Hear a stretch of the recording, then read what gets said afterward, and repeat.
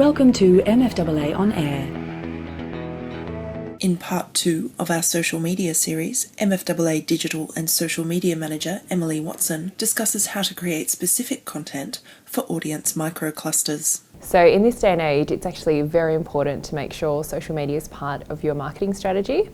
For brokers in particular, LinkedIn and Facebook work quite well. Twitter is coming up quite popular in Australia as a population.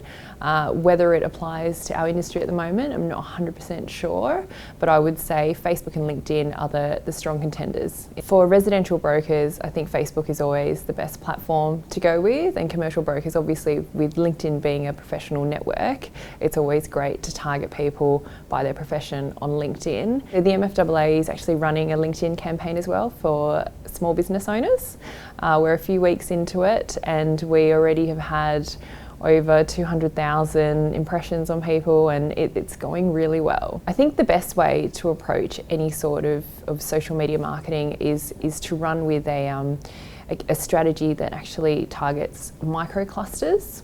So if you can specialise on certain fields and you target them with certain pillars of content, that's the best way to actually approach anyone on social media. So with your cluster of micro audiences, the best thing to do with these content pillars is to actually make them very specific. So it's one thing to say that you're targeting accountants, it's another thing to say that you're actually targeting female accountants in Sydney between 30 to 35 years old, and making your content very relevant to them so that when they actually read it, they think, this is me and this person knows all my problems and they know how to deliver the right solutions tailored to me. Traditionally, on Facebook, people did the whole like thing. They used to do competitions to build up their likes, and then they'd roll out this creative strategy and they'd engage with the people that liked their page.